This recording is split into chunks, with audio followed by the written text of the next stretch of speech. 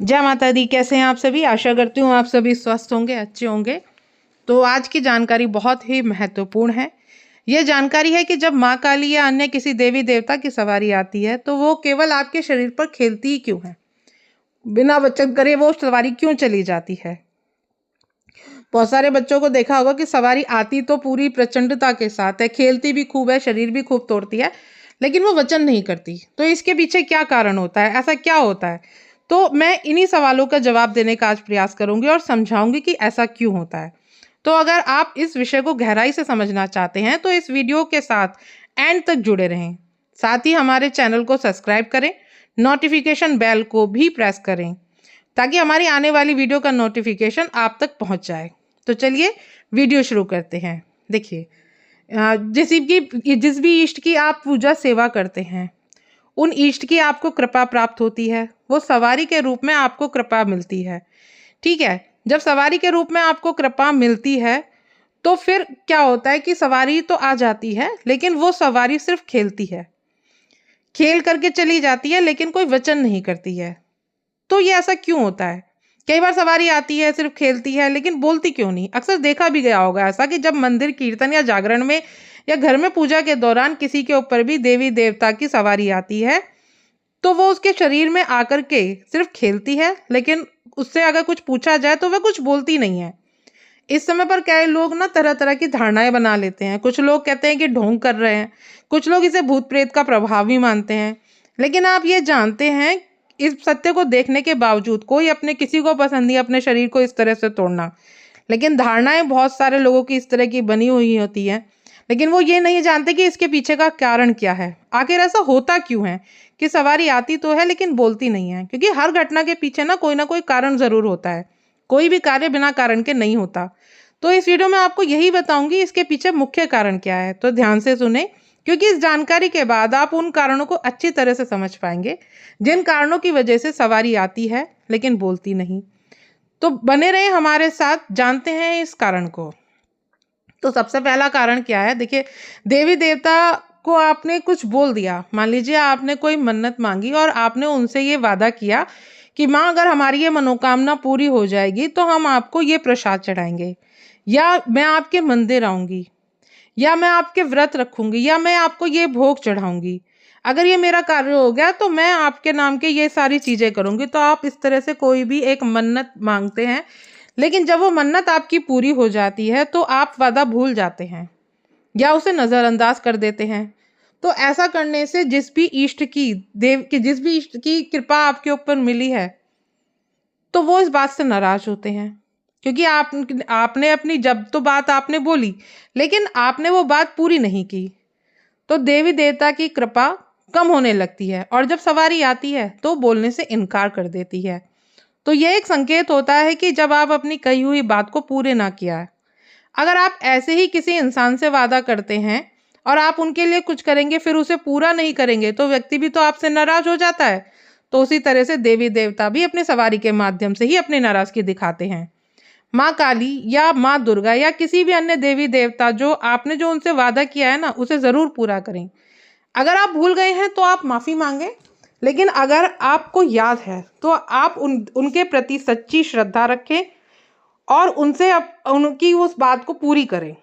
तो ये भी एक कारण होता है कि देवी देवता, क्योंकि वो भी तो जब आपने मन्नत मांगी थी तो उन्होंने भी तो आपकी तरह पूरी सहायता करी। आपने ये बोला कि माँ, मैं इस काम को करूंगा, आप मेरे ये काम करा दो, मैं ये फल चढ़ाऊंगा या मैं ये भोग लगाऊंगा। तो उन्होंने भी तो आपकी सहायता करी ना। तो अगर आप उनकी कृपा पाने चाहते हैं तो उनकी अपनी कही हुई बातों का सम्मान करें और उनके प्रति श्रद्धा भाव रख करके उस चीज को पूरा करें। तो एक ये भी कारण होता है जिससे देवी देवता रुष्ट हो जाते हैं और आप लोग फिर अपनी सवारी का मजाक उड़वाते हैं। तभी तो लोग बाग उस सवारियों को बुरी शक्ति या भूत प्रेत या ढोंग कहते हैं। ये तभी होता है जब माँ नाराज होती है कि आपने अपनी कही हुई बात पूरी नहीं करी। तो इससे भी माँ की शक्तियां जो है कम हो जाती हैं, क्योंकि महाकाली की कृपा और शक्तियां बहुत ही पवित्र होती हैं। उनका आदर करना अत्यंत आवश्यक है। दूसरा कारण, अगर कोई व्यक्ति के जिसके ऊपर सवारी आ रही है, उनके घर में, उनके परिवार में उस सवारी का अनादर होता है तो वो अपना आशीर्वाद देना बंद कर देती हैं। इसलिए अगर आपके साथ भी यह सब हुआ है तो यह समझना बहुत ज़रूरी है कि सवारी का सम्मान करना कितना महत्वपूर्ण है। सवारी को देवी देवता का अंश माना जाता है, तो उनका सत्कार, उनका भी आपको इसी तरह से सम्मान करना होता है जिस तरह से आप देवी देवता का कर लेते हैं। मान लीजिए आपके घर में किसी के ऊपर सवारी आ रही है, लेकिन आप उसके प्रति अविश्वास कर रहे हैं, आप उसको सोच रहे हैं कि ये तो ढोंग कर रहा है, तो उससे भी देवी देवता नाराज हो जाते हैं। अगला कारण क्या है कि जब रोजाना पूजा पाठ ना करना, जब कोई भी व्यक्ति माँ काली या किसी भी देवता की सवारी का माध्यम बनता है तो उसके लिए जरूरी होता है नियमित पूजा पाठ करना। न केवल श्रद्धा का ही प्रतीक है, बल्कि सवारी को ऊर्जा को स्थिर और संतुलित रखने में भी मदद करती है। अगर आप रोजाना माँ काली की पूजा नहीं करते हैं या बाबा की पूजा नहीं करते हैं तो उनकी ऊर्जा धीरे धीरे कम हो जाती है। ऐसे में सवारी आती है लेकिन पूरी सवारी नहीं आती, सिर्फ सवारी खेलती है लेकिन कुछ बोलती नहीं है, तो ये भी एक संकेत होता है। तो अगर आप अपने कर्तव्य निभाने से चूक रहे हैं तो इस चीज को भी आप ठीक करें। हमें विशेष दिन होता है, जैसे माँ काली का दिन है मंगल शनिवार, ऐसे ही जैसे हनुमान जी महाराज का भी दिन है मंगल शनिवार, ऐसे ही हर सवारी का एक दिन निश्चित होता है। तो उन दिनों पे आपको उन सवारियों को भोग देना जरूरी होता है। अगर आप इस दिन भोग नहीं देंगे तो सवारी नाराज हो जाती है। भोग देने में कोई बड़ा खर्चा नहीं होता, लेकिन आपको श्रद्धा से जो भोग दिया जाता है उसी श्रद्धा को वो स्वीकार करती हैं। तो सवारी का नाराजगी व्यक्त कैसे करेंगी?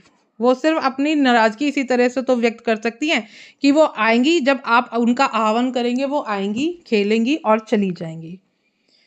तो ये सभी देवी देवताओं के लिए है जिनकी भी सवारी आती हैं, तो उन्हें कोई भी विशेष दिन जैसे उनके होते हैं तो उस पे मिठाई या फल या उनकी प्रिय चीज का भोग जरूर दें। अगर आपके पास यह भी ना हो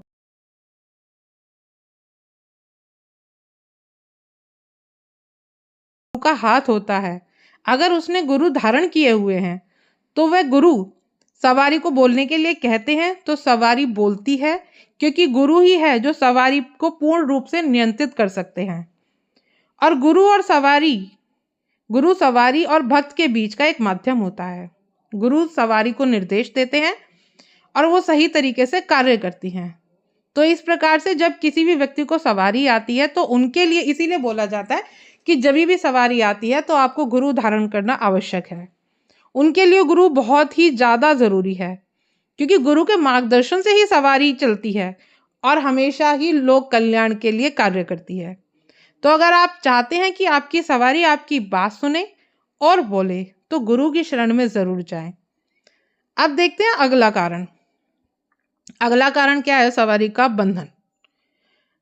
क्योंकि आजकल के टाइम पे व्यक्ति अपनी खुशी से ना खुश होकर के दूसरों की खुशी से जलता है, तो वो क्या काम करते हैं, वो देवी देवता की सवारी आती है तो उसको तंत्र क्रिया के द्वारा बंधन कर दिया जाता है, बांध देते हैं, सवारी बोलने से रुक जाती है। कुछ लोग तंत्र मंत्र का सहारा लेकर के सवारी पर रोक लगाते थे और ये लोग बहुत ही दुष्ट प्रवृत्ति के होते हैं, क्योंकि इनको सिर्फ और सिर्फ अपना फायदा चाहिए था। ये नहीं देखते कि उस बच्चे ने कितनी मेहनत करी है, कितनी तपस्या करी है, या उसने क्या रात दिन एक करा है, तब जाकर के उसे वो कृपा प्राप्त हुई है। लेकिन तंत्र मंत्र का सहारा लेकर के उस बच्चे के ऊपर वो क्रिया करके उस सवारी का बंधन कर देते हैं, ताकि वह खुलकर सामने कभी ना आ पाए। क्योंकि व्यक्ति गलत इरादों से किसी ना किसी बुरी शक्तियों को भेज देता है, और जिससे कि असली सवारी दब जाती है और बोलना बंद कर देती है। वे केवल खेलती है लेकिन अपने शब्दों से कोई संदेश नहीं दे पाती। बिल्कुल इसी तरह से होता है जैसे किसी पक्षी को पिंजरे में बंद कर दिया जाता है, वह चाहकर भी उड़ नहीं सकता। उसी तरह से सवारी पर बंधन लगाने के बाद वह पूर्ण अपनी शक्ति नहीं दिखा पाती, यानी सवारी पूर्ण रूप से नहीं आ पाती। अब अगला कारण सबसे ज्यादा महत्वपूर्ण और जरूरी है।